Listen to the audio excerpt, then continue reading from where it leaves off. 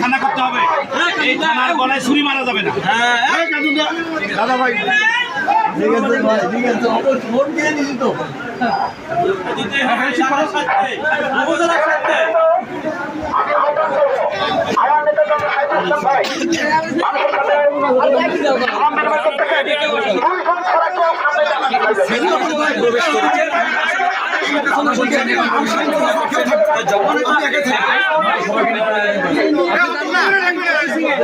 এখানে যে